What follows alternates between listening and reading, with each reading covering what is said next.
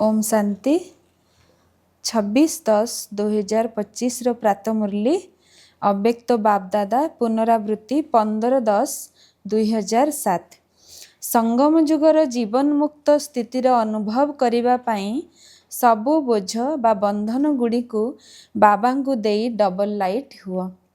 आज विश्व रचयिता बापदादा निजर प्रथम रचना अति प्रिय एवं भगवान पिलामानंक सहित मिलन मेला करुछंती। केतेक संतान सम्मुखरे बसिछंती एवं निजर नयन द्वारा देखुछंती, किंतु चारिआडर अनेक संतान बापदादांकर दिल भितरे समाहित होई रहिछंती। तेबे बापदादा प्रत्येक संतानर मस्तकरे तीनी प्रकार भाग्यर तीनोटी तारका चमकुथिबार देखुछंती।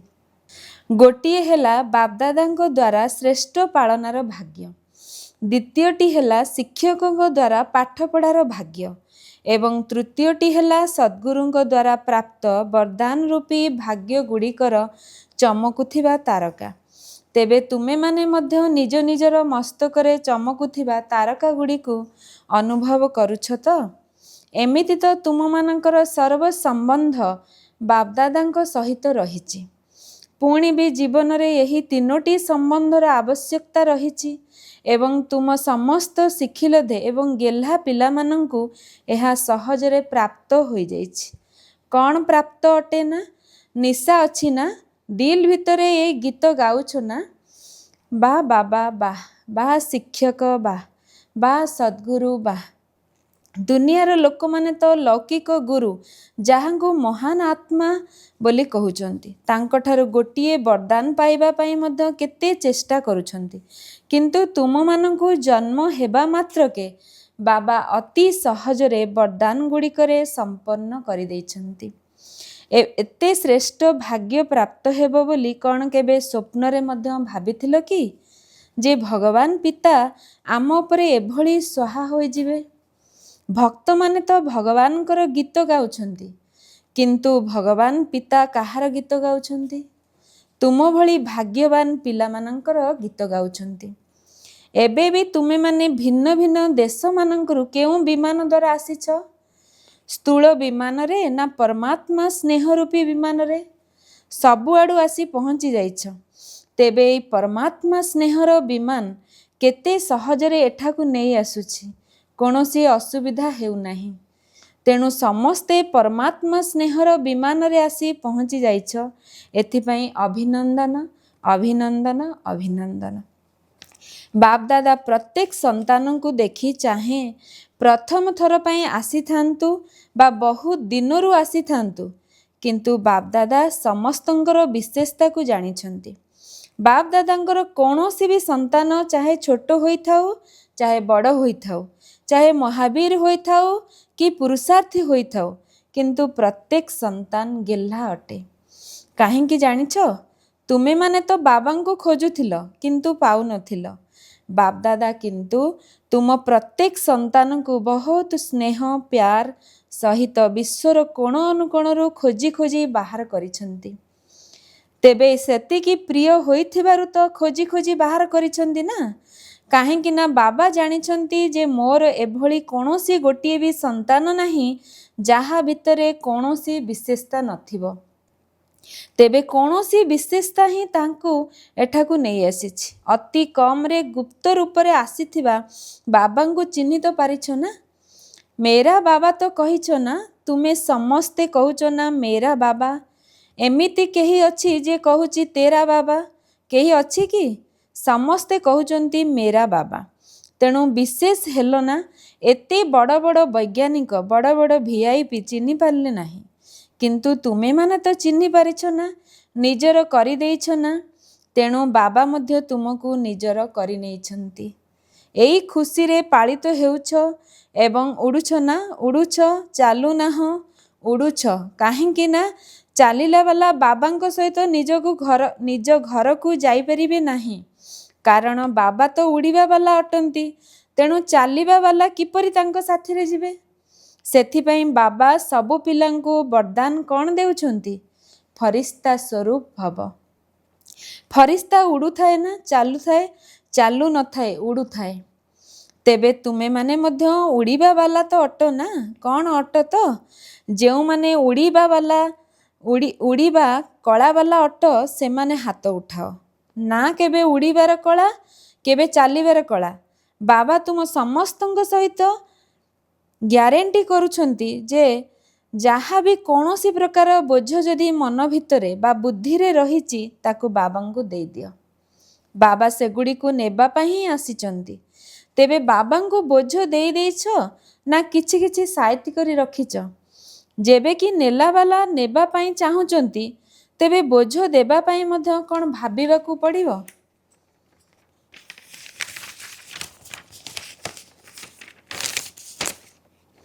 ନା 63 ଜନ୍ମର ଅଭ୍ୟାସ ଅଛି ବୋଝ ଉଠେଇବାର?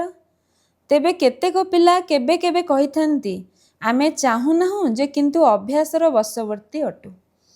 ତେବେ ଏବେ ତ ବଶବର୍ତ୍ତୀ ନୁହେଁ ନା, ଏବେ ବଶବର୍ତ୍ତୀ ଅଟ ନା ଶକ୍ତିଶାଳୀ ଅଟ? ତେଣୁ ବଶୀଭୂତ ହେବ କେବେ ବି ହୁଅ ନାହିଁ। ତୁମେ ତ ଶକ୍ତିଶାଳୀ ଆତ୍ମା ଅଟ ନା? କ'ଣ କହୁଛ, ଶକ୍ତିଶାଳୀ ମଜବୁତ ଅଟ ନା? କ'ଣ ବୋଝ ଉଠେଇବାକୁ ଭଲ ଲାଗୁଛି କି? ବୋଝ ସହିତ ମୋହ ହୋଇଯାଇଛି କି? ଛାଡ଼ିଦିଅ, ଛାଡ଼ିଦେଲେ ମୁକ୍ତ ହୋଇଯିବ। ଯେହେତୁ ଛାଡ଼ୁନାହଁ ତେଣୁ ମୁକୁଳି ପାରୁନାହଁ। ତେବେ ଛାଡ଼ିବାର ଆଧାର ହେଲା ଦୃଢ଼ ସଂକଳ୍ପ। କେହି କେହି କହୁଛନ୍ତି ଆମେ ଦୃଢ଼ ସଂକଳ୍ପ ତ କରୁଛୁ କିନ୍ତୁ ପୁଣି ବି ହେଉନାହିଁ, କାରଣ କ'ଣ? ତେବେ ଦୃଢ଼ ସଂକଳ୍ପ ତ କରୁଛ କିନ୍ତୁ କରିଥିବା ଦୃଢ଼ ସଂକଳ୍ପକୁ ପରେ ଆଉ ଦୋହରାଉ ନାହୁଁ। ତେଣୁ ବାରମ୍ବାର ମନ ଭିତରେ ଦୋହରାଅ ଏବଂ ତାକୁ ହୃଦୟଙ୍ଗମ କର। ବୋଝ କ'ଣ ଏବଂ ଡବଲ ଲାଇଟ୍ ସ୍ଥିତିର ଅନୁଭବ କ'ଣ? ଅନୁଭୂତି କରିବାର କୋର୍ସକୁ ଏବେ ଆଉ ଟିକିଏ ଧ୍ୟାନ ଦିଅ। କହିବା ଏବଂ ଭାବିବା ତ କରୁଛ କିନ୍ତୁ ଏବେ ଦିଲରେ ହୃଦୟଙ୍ଗମ କର ବୋଝ କ'ଣ ଏବଂ ଡବଲ ଲାଇଟ୍ ସ୍ଥିତି କ'ଣ। ଦୁଇଟିର ଅନ୍ତରକୁ ସମ୍ମୁଖରେ ରଖ, କାହିଁକି ନା ବାପଦାଦା ଏବେ ସମୟ ପାଖେଇ ଆସିଥିବାରୁ ସବୁ ପିଲାଙ୍କ ଭିତରେ କ'ଣ ଦେଖିବାକୁ ଚାହୁଁଛନ୍ତି? ଯାହା କହୁଛ ତାକୁ କରି ଦେଖାଅ, ଯାହା ଭାବୁଛ ତାକୁ ସ୍ୱରୂପରେ ଆଣ। କାହିଁକି ନା ମୁକ୍ତି ଏବଂ ଜୀବନ ମୁକ୍ତି ତୁମର ଜନ୍ମସିଦ୍ଧ ଅଧିକାର ମଧ୍ୟ ଅଟେ ଏବଂ ପିତାଙ୍କର ସମ୍ପତ୍ତି ମଧ୍ୟ ଅଟେ। ତୁମେମାନେ ସମସ୍ତଙ୍କୁ ଏହି ନିମନ୍ତ୍ରଣ ଦେଉଛ ନା ଏଠାକୁ ଆସି ମୁକ୍ତି ଏବଂ ଜୀବନ ମୁକ୍ତିର ସମ୍ପତ୍ତି ନିଅ। ତେଣୁ ନିଜେ ନିଜକୁ ପଚାର କ'ଣ ମୁକ୍ତିଧାମରେ ମୁକ୍ତିର ଅନୁଭବ ଏବଂ ସତ୍ୟଯୁଗରେ ଜୀବନ ମୁକ୍ତିର ଅନୁଭବ କରିବ, ନା ଏବେ ସଙ୍ଗମ ଯୁଗରେ ମୁକ୍ତି ଜୀବନ ମୁକ୍ତିର ସଂସ୍କାର ତିଆରି କରିବ?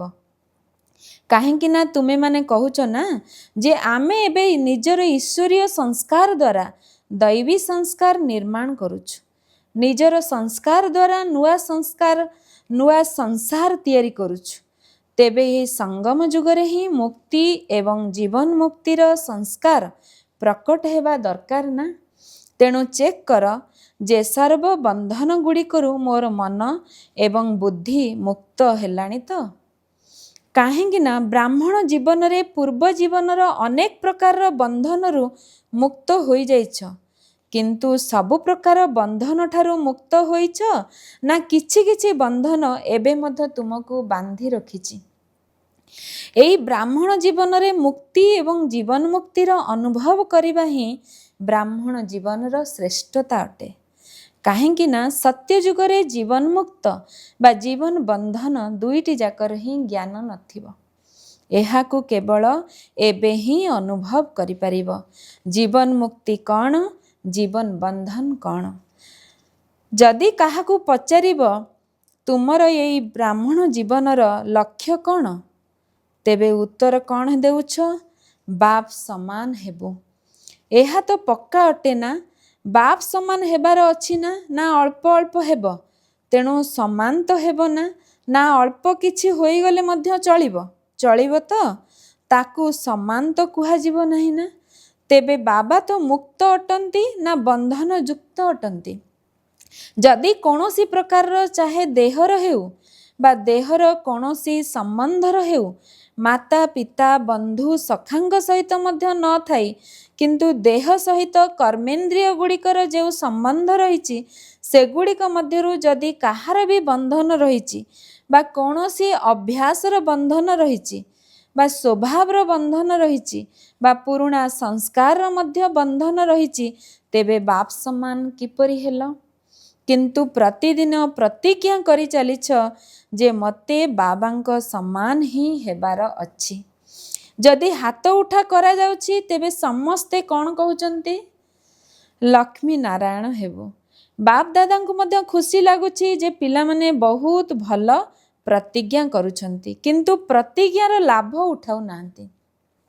ପ୍ରତିଜ୍ଞା ଅର୍ଥାତ୍ ୱାଇଦା ଏବଂ ଫାଇଦାର ସନ୍ତୁଳନ ରଖିବା ଜାଣିନାହାନ୍ତି। ତେଣୁ ୱାଇଦା ଫାଇଲ ବାପଦାଦାଙ୍କ ପାଖରେ ବହୁତ ବହୁତ ବଡ଼ ହୋଇଗଲାଣି ଏବଂ ସେଠାରେ ସମସ୍ତଙ୍କର ଫାଇଲ ଅଛି। ସେଇଭଳି ଫାଇଦାର ମଧ୍ୟ ଫାଇଲ ରହିବା ଦରକାର। ଯଦି ଦୁଇଟିର ସନ୍ତୁଳନ ରହିବ ତେବେ କେତେ ଭଲ ଲାଗିବ। ଏମାନେ ସବୁ ସେବା କେନ୍ଦ୍ର ଗୁଡ଼ିକର ଟିଚର ମାନେ ବସିଛନ୍ତି ନା? ଏମାନେ ତ ସେବା କେନ୍ଦ୍ରର ନିବାସୀ ଅଟନ୍ତି ନା?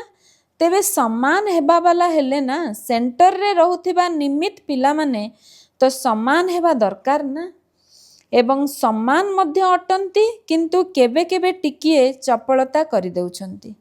ବାପଦାଦା ତ ସବୁ ପିଲାଙ୍କର ସାରା ଦିନର ହାଲ ଏବଂ ଚାଲ ଉଭୟଙ୍କୁ ଦେଖୁଛନ୍ତି ନା। ତୁମମାନଙ୍କର ଦାଦି ମଧ୍ୟ ବତନରେ ତ ଥିଲେ ନା, ତେଣୁ ଦାଦି ମଧ୍ୟ ଦେଖୁଥିଲେ ଏବଂ କ'ଣ କହୁଥିଲେ ଜାଣିଛ? କହୁଥିଲେ, ବାବା କ'ଣ ଏଇଭଳି ବି ହେଉଛି? ଏଇଭଳି ସବୁ ହେଉଛି, ଏଇଭଳି କରୁଛନ୍ତି, ଆପଣ ବସି ଦେଖୁଛନ୍ତି। ଶୁଣିଲ ତ ତୁମର ଦାଦି କ'ଣ ଦେଖିଲେ? ତେଣୁ ଏବେ ବାପଦାଦାଙ୍କ ଏଇ କଥା ଦେଖିବାକୁ ଚାହୁଁଛନ୍ତି ଯେ ପ୍ରତ୍ୟେକ ସନ୍ତାନ ମୁକ୍ତି ଏବଂ ଜୀବନ ମୁକ୍ତି ରୂପୀ ସମ୍ପତ୍ତିର ଅଧିକାରୀ ହେଉ। କାହିଁକି ନା ଏବେ ହିଁ ସମ୍ପତ୍ତି ମିଳୁଛି। ସତ୍ୟଯୁଗରେ ତ ସ୍ୱାଭାବିକ ଜୀବନଶୈଳୀ ହୋଇଯିବ। ବର୍ତ୍ତମାନର ଅଭ୍ୟାସ ହିଁ ସ୍ୱାଭାବିକ ଜୀବନ ପାଲଟିଯିବ। କିନ୍ତୁ ସମ୍ପତ୍ତିର ଅଧିକାର ଏବେ ସଙ୍ଗମ ଯୁଗରେ ହିଁ ମିଳୁଛି। ସେଥିପାଇଁ ବାପଦାଦା ଏଇ କଥା ଚାହୁଁଛନ୍ତି ଯେ ସମସ୍ତେ ନିଜେ ନିଜେ ଚେକ୍ କରନ୍ତୁ ଯେ ଯଦି କୌଣସି ବନ୍ଧନ ତୁମକୁ ଆକର୍ଷିତ କରୁଛି ତେବେ ତାର କାରଣ କ'ଣ? ଚିନ୍ତା କର ଏବଂ ତା ସହିତ ନିବାରଣ ମଧ୍ୟ ଚିନ୍ତା କର। ନିବାରଣ ମଧ୍ୟ ବାପଦାଦା ଅନେକ ଥର ଭିନ୍ନ ଭିନ୍ନ ରୂପରେ ଶୁଣାଇ ସାରିଛନ୍ତି। ସର୍ବଶକ୍ତିର ମଧ୍ୟ ବରଦାନ ଦେଇଛନ୍ତି। ସର୍ବଗୁଣ ରୂପୀ ସମ୍ପତ୍ତି ମଧ୍ୟ ଦେଇଛନ୍ତି। ତେବେ ସମ୍ପତ୍ତିକୁ ବ୍ୟବହାର କରିଲେ ହିଁ ସମ୍ପତ୍ତି ବଢ଼ିଥାଏ। ବାବା ଦେଖୁଛନ୍ତି ସମ୍ପତ୍ତି ମଧ୍ୟ ସମସ୍ତଙ୍କ ପାଖରେ ଅଛି। ସମସ୍ତଙ୍କର ଷ୍ଟକ୍ ମଧ୍ୟ ଦେଖୁଛନ୍ତି। ତୁମମାନଙ୍କର ବୁଦ୍ଧି ହିଁ ଷ୍ଟକ୍ ରୁମ୍ ଅଟେ। ତେଣୁ ବାପଦାଦା ସମସ୍ତଙ୍କର ଷ୍ଟକ୍କୁ ଦେଖୁଛନ୍ତି। ଷ୍ଟକ୍ରେ ତ ଅଛି, କିନ୍ତୁ ସମ୍ପତ୍ତିକୁ ସମୟ ଅନୁସାରେ କାର୍ଯ୍ୟରେ ଲଗାଉନାହାନ୍ତି। କେବଳ ଜ୍ଞାନର ପଏଣ୍ଟ ହିସାବରେ ଚିନ୍ତା କରୁଛ, ଏହା କରିବାର ନାହିଁ, ଏହା କରିବାର ଅଛି। କେବଳ ପଏଣ୍ଟ ରୂପରେ ବ୍ୟବହାର କରୁଛ। ଏଇଭଳି ଭାବୁଛନ୍ତି, କିନ୍ତୁ ନିଜେ ପଏଣ୍ଟ ଅର୍ଥାତ୍ ବିନ୍ଦୁ ହୋଇ ଜ୍ଞାନର ପଏଣ୍ଟ ଗୁଡ଼ିକୁ ବ୍ୟବହାର କରୁନାହୁଁ। ସେଥିପାଇଁ ପଏଣ୍ଟ ଗୁଡ଼ିକ ଷ୍ଟକ୍ରେ ହିଁ ରହିଯାଉଛି। ତେଣୁ ସେଗୁଡ଼ିକୁ ଯଦି ନିଜେ ପଏଣ୍ଟ ସ୍ୱରୂପ ହୋଇ କାର୍ଯ୍ୟରେ ଲଗାଇବ ତେବେ ସବୁ ସମସ୍ୟାର ନିବାରଣ ହୋଇଯିବ। କହୁଛ ମଧ୍ୟ ଏଭଳି କରିବାର ନାହିଁ, ପୁଣି ବି ଭୁଲି ଯାଉଛ। କହିବା ସହିତ ଭୁଲି ବି ଯାଉଛ। ତେବେ ବିଧି ମଧ୍ୟ ଏତେ ସହଜ ଶୁଣାଉଛୁ, ଯାହାକି ଏ ସଙ୍ଗମ ଯୁଗରେ କେବଳ ବିନ୍ଦୁର ହିଁ କମାଲ ଅଟେ। ବାସ୍ କେବଳ ବିନ୍ଦୁକୁ ହିଁ ବ୍ୟବହାର କର, ଅନ୍ୟ କୌଣସି ମାତ୍ରା ଲଗାଇବାର ଆବଶ୍ୟକତା ନାହିଁ। କେବଳ 3ଟି ବିନ୍ଦୁକୁ ବ୍ୟବହାର କର, ଆତ୍ମା ବିନ୍ଦୁ, ବାବା ବିନ୍ଦୁ ଏବଂ ଡ୍ରାମା ବିନ୍ଦୁ। ଯଦି 3ଟି ବିନ୍ଦୁକୁ ବ୍ୟବହାର କରି ଚାଲିବ ତେବେ ବାପ ସମାନ ହେବାରେ କୌଣସି ଅସୁବିଧା ହେବ ନାହିଁ। ଲଗାଇବାକୁ ଚାହୁଁଛ ବିନ୍ଦୁ, କିନ୍ତୁ ଲଗାଇବା ସମୟରେ ହାତ ହଲିଯାଉଛି, ଯାହାଦ୍ୱାରା ପ୍ରଶ୍ନବାଚକ ବା ବିସ୍ମୟବାଚକ ଚିହ୍ନ ହୋଇଯାଉଛି। ସେଠାରେ ହାତ ହଲିଯାଉଛି, ଏଠାରେ ବିନ୍ଦୁ ହଲିଯାଉଛି। ନଚେତ୍ 3ଟି ବିନ୍ଦୁକୁ ସ୍ମୃତିରେ ରଖିବା କ'ଣ ବଡ଼ କଥା? ବାପଦାଦା ତ ଆଉ ଗୋଟିଏ ସହଜ ବିଧି ମଧ୍ୟ ଶୁଣାଉଛନ୍ତି। ତାହା କ'ଣ? ଦୁଆଁ ଅର୍ଥାତ୍ ଆଶୀର୍ବାଦ ଦିଅ ଏବଂ ଆଶୀର୍ବାଦ ନିଅ। ଆଚ୍ଛା, ଯଦି ଶକ୍ତିଶାଳୀ ଯୋଗ କରିପାରୁନାହଁ, ଧାରଣା ମଧ୍ୟ କମ୍ ଅଛି, ଭାଷଣ କରିବା ପାଇଁ ମଧ୍ୟ ସାହସ ହେଉନାହିଁ, ତେବେ ଦୁଆଁ ଦିଅ ଏବଂ ଦୁଆଁ ନିଅ। ଏଇ ଗୋଟିଏ କାମ କର ଆଉ ସବୁ କଥା ଛାଡ଼, କେବଳ ଏଇ ଗୋଟିଏ କଥା କର, ମୋତେ ଦୁଆଁ ନେବାର ଅଛି, ଦୁଆଁ ଦେବାର ଅଛି। ଯାହା ବି ହୋଇଯାଉ, ଯିଏ ଯାହା ବି ମୋତେ ଦେଉ, କିନ୍ତୁ ମୋତେ ସମସ୍ତଙ୍କୁ ଦୁଆଁ ଦେବାର ଅଛି ଏବଂ ନେବାର ଅଛି। ଏଇ ଗୋଟିଏ କଥା ତ ପକ୍କା କର, ଏଥିରେ ସବୁ ଠିକ୍ ହୋଇଯିବ। ଯଦି ଅନ୍ୟକୁ ଦୁଆଁ ଦେବ ଏବଂ ସେମାନଙ୍କ ଠାରୁ ଦୁଆଁ ନେବ, ତେବେ କ'ଣ ଏହାଦ୍ୱାରା ଗୁଣ ଏବଂ ଶକ୍ତି ଆସିପାରିବ ନାହିଁ? ଆପେ ଆପେ ଆସିଯିବ। କେବଳ ଏଇ ଗୋଟିଏ ଲକ୍ଷ୍ୟ ରଖ, ଗୋଟିଏ ଦିନ ଅଭ୍ୟାସ କରି ଦେଖ, ପୁଣି 7 ଦିନ ଅଭ୍ୟାସ କରି ଦେଖ। ଯଦି ଆଉ କିଛି କଥା ବୁଦ୍ଧିକୁ ଆସୁନାହିଁ, ତେବେ ଗୋଟିଏ କଥା ତ ଆସିପାରିବ ନା, ଯାହା ବି ହୋଇଯାଉ ମୋତେ ଦୁଆଁ ଦେବାର ଅଛି ଏବଂ ନେବାର ଅଛି। ଏତିକି ତ କରିପାରିବ ନା ନାହିଁ? କରିପାରିବ? ଆଚ୍ଛା, ଏଠାରୁ ଗଲା ପରେ ପରୀକ୍ଷା କରି ଦେଖ। ଏହାଦ୍ୱାରା ଆପେ ଆପେ ସମସ୍ତେ ଯୋଗଯୁକ୍ତ ହୋଇଯିବ, କାରଣ ବ୍ୟର୍ଥ କମ୍ ତ କରିବ ହିଁ ନାହିଁ। ତେବେ ଯୋଗଯୁକ୍ତ ତ ହୋଇଗଲ ନା, କିନ୍ତୁ ଲକ୍ଷ୍ୟ ରଖ, ଦୁଆଁ ଦେବି ଏବଂ ଦୁଆଁ ନେବି। ଯିଏ ଯାହା ବି ହେଉ, ଅଭିଶାପ ମଧ୍ୟ ମିଳିବ, କ୍ରୋଧ କରିବା ଭଳି କଥା ମଧ୍ୟ ଆସିବ। କାହିଁକି ନା ତୁମେ ଯଦି ପ୍ରତିଜ୍ଞା କରିବ, ତେବେ ମାୟା ମଧ୍ୟ ଶୁଣୁଛି ନା। ତୁମେ ଯଦି ପ୍ରତିଜ୍ଞା କରିଲ, ତେବେ ସିଏ ମଧ୍ୟ ତାର କାମ କରିବ ନା। ତୁମେ ଯେତେବେଳେ ମାୟାଜିତ ହୋଇଯିବ, ସେତେବେଳେ ଆଉ ମାୟା ଆସିବ ନାହିଁ। ଏବେ ତ ତୁମେମାନେ ମାୟାଜିତ ହେବାର ପୁରୁଷାର୍ଥ କରୁଛ ନା, ତେଣୁ ସେ ମଧ୍ୟ ତାର କାମ କରିବ। କିନ୍ତୁ ମୋତେ ଦୁଆଁ ଦେବାର ଅଛି ଏବଂ ନେବାର ଅଛି। କ'ଣ ହୋଇପାରିବ ତ? ଯେଉଁମାନେ କହୁଛ ହୋଇପାରିବ, ସେମାନେ ହାତ ଉଠାଅ। ଆଚ୍ଛା, ଶକ୍ତିମାନେ ହାତ ଉଠାଅ। କ'ଣ ହୋଇପାରିବ ତ? ସବୁଆଡ଼ୁ ଟିଚର ମାନେ ଆସିଛନ୍ତି ନା, ତେଣୁ ତୁମେମାନେ ଯେତେବେଳେ ନିଜ ନିଜ ଦେଶକୁ ଯିବ, ତେବେ ପ୍ରଥମେ ସମସ୍ତଙ୍କୁ ଗୋଟିଏ ସପ୍ତାହ ପର୍ଯ୍ୟନ୍ତ ଏହି ହୋମୱାର୍କ କରିବ ଏବଂ ଫଳାଫଳ ଲେଖି ପଠାଇବ। ତୁମର କ୍ଲାସର ବିଦ୍ୟାର୍ଥୀଙ୍କ ସଂଖ୍ୟା କେତେ? ସେଥିରୁ କେତେଜଣ ଓକେ ହେଲେ, କେତେଜଣ ଅଳ୍ପ ଅଳ୍ପ ହେଲେ, ଆଉ କେତେଜଣ ପକ୍କା ହେଲେ, ଏଇଭଳି ସମାଚାର ଦେବ। ଏତେ ଜଣ ଓକେ ଅଛନ୍ତି ଆଉ ଏତେ ଜଣ ଓକେ ହେବାରେ ଟିକିଏ କମି ଅଛି। ଏଇ ପାଳିରେ ଯେହେତୁ ଡବଲ ବିଦେଶୀମାନେ ଆସିଛନ୍ତି, ତେଣୁ ସେମାନେ ଡବଲ କାମ କରିବେ ନା। ପ୍ରଥମେ ଗୋଟିଏ ସପ୍ତାହର ଫଳାଫଳ ପଠାଅ, ତାପରେ ବାପଦାଦା ଦେଖିବେ। ତେବେ ଏହା ତ ସହଜ ଅଟେ ନା, କଷ୍ଟକର ତ ନୁହେଁ ନା। ମାୟା ମଧ୍ୟ ଆସିବ। ତୁମେ କହିବ, ବାବା ମୋର ତ ଏଭଳି ସଂକଳ୍ପ ପୂର୍ବରୁ କେବେ ଆସୁନଥିଲା, ଏବେ କାହିଁକି ଆସୁଛି? ଏଭଳି ମଧ୍ୟ ହେବ, କିନ୍ତୁ ଦୃଢ଼ ନିଶ୍ଚୟ ବାଲା ଆତ୍ମାର ବିଜୟ ସୁନିଶ୍ଚିତ ଅଟେ, କାରଣ ଦୃଢ଼ତାର ଫଳ ସଫଳତା ଅଟେ। ସଫଳତା ନ ହେବାର କାରଣ ହେଲା ଦୃଢ଼ତାର କମି। ତେଣୁ ଦୃଢ଼ତା ଆଧାରରେ ସଫଳତା ପ୍ରାପ୍ତ କରିବାକୁ ହିଁ ପଡ଼ିବ। ତେବେ ସେବା ଯେପରି ଉମଙ୍ଗ ଉତ୍ସାହର ସହିତ କରୁଛ, ସେହିପରି ନିଜର ମଧ୍ୟ ସେବା କର। ସ୍ୱ-ସେବା ଏବଂ ବିଶ୍ୱ-ସେବା। ସ୍ୱ-ସେବା ଅର୍ଥାତ୍ ନିଜକୁ ଚେକ୍ କରିବା ଏବଂ ନିଜକୁ ବାପ ସମାନ କରିବା। ଯଦି କୌଣସି ବି କମି କମଜୋରି ଅଛି, ତେବେ ବାବାଙ୍କୁ ଦେଇଦିଅ ନା। କାହିଁକି ଜାବୁଡ଼ି ଧରିଛ? ଏସବୁ ବାବାଙ୍କୁ ଭଲ ଲାଗୁନାହିଁ। ଦୋଷ ଦୁର୍ବଳତା ଗୁଡ଼ିକୁ କାହିଁକି ପାଖରେ ରଖୁଛ? ଦେଇଦିଅ। ଦେବା ସମୟରେ ଛୋଟ ପିଲା ହୋଇଯାଅ। ଯେପରି ଛୋଟ ପିଲା କୌଣସି ଜିନିଷକୁ ଯଦି ସମ୍ଭାଳି ନ ପାରିବ ବା କୌଣସି ଜିନିଷ ତାର ପସନ୍ଦ ନଥାଏ, ତେବେ ସେ କ'ଣ କରେ? କହିବ, ମମି ପାପା ଏହାକୁ ତୁମେ ନେଇଯାଅ। ସେହିପରି କୌଣସି ପ୍ରକାରର ବୋଝ ବା ବନ୍ଧନ ଯାହାକି ତୁମକୁ ଭଲ ଲାଗୁନାହିଁ, କାହିଁକି ନା ବାପଦାଦା ଦେଖୁଛନ୍ତି। ଗୋଟିଏ ପଟେ ଏକଥା ଭାବୁଛ ଯେ ଏହା ତ ଭଲ କଥା ନୁହେଁ, ଠିକ୍ କଥା ନୁହେଁ, କିନ୍ତୁ କ'ଣ କରିବି, କିପରି କରିବି? ତେବେ ଏହା ତ ଭଲ ନୁହେଁ ନା। ଗୋଟିଏ ପଟେ କହୁଛ ଏହା ଭଲ ନୁହେଁ, ଆଉ ଗୋଟିଏ ପଟେ ତାକୁ ସାଇତି ରଖୁଛ। ତେବେ ଏହାକୁ କ'ଣ କୁହାଯିବ? କ'ଣ ଭଲ କହିବା? ଏହା ତ ଭଲ କଥା ନୁହେଁ। ତେବେ ତୁମକୁ କ'ଣ ହେବାର ଅଛି? ଭଲରୁ ଭଲ ହେବାକୁ ଚାହୁଁଛ ନା? କେବଳ ଭଲ ବି ନୁହେଁ, ଭଲରୁ ଭଲ। ତେଣୁ ଏଭଳି ଯଦି କୌଣସି ଦ୍ୱନ୍ଦ୍ୱ ରହୁଛି, ତେବେ ବାବା ତ ସର୍ବଦା ସାଥିରେ ଅଛନ୍ତି, ତାଙ୍କୁ ଦେଇଦିଅ। ପୁଣି ବି ଯଦି ତାହା ଫେରି ଆସିବ, ତେବେ ତାକୁ ଅମାନତ ଅର୍ଥାତ୍ ଅନ୍ୟର ଜିନିଷ ଭାବି ପୁଣି ଦେଇଦିଅ। କାରଣ ଅମାନତରେ ଖେୟାନତ ଅର୍ଥାତ୍ ଅନ୍ୟର ଜିନିଷକୁ ନିଜ କାର୍ଯ୍ୟରେ ଲଗାନ୍ତି ନାହିଁ। କାହିଁକି ନା ତୁମେ ତ ଦେଇଛ ନା, ତେଣୁ ତାହା ତ ବାବାଙ୍କର ଜିନିଷ ହୋଇଗଲା। ବାବାଙ୍କର ଜିନିଷ ହେଉ ବା ଅନ୍ୟ କାହାର ଜିନିଷ ହେଉ, ଯଦି ଭୁଲରେ ତୁମ ପାଖକୁ ଆସିଗଲା, ତେବେ କ'ଣ ତାକୁ ଆଲମାରିରେ ରଖିଦେବ? କ'ଣ ରଖିଦେବ? ବାହାର କରିଦେବ ନା। ଯେମିତି ହେଉ ତାକୁ ବାହାର କରିଦେବ ନା, କେବେ ବି ରଖିବ ନାହିଁ। ତେବେ ଏଇଗୁଡ଼ିକୁ କାହିଁକି ରଖିଛ? ଦେଇଦିଅ। ବାବା ତ ନେବା ପାଇଁ ହିଁ ଆସିଛନ୍ତି। ଆଉ ତ କିଛି ତୁମ ପାଖରେ ନାହିଁ ଯାହାକି ଦେଇପାରିବ, କିନ୍ତୁ ଏଗୁଡ଼ିକୁ ତ ଦେଇପାରିବ ନା। ଏହା ତ ଅରଖ ଫୁଲ ଭଳି ଅଟେ ନା, ତେଣୁ ଦେଇଦିଅ। କ'ଣ ସାଇତି ରଖିବାକୁ ଭଲ ଲାଗୁଛି କି?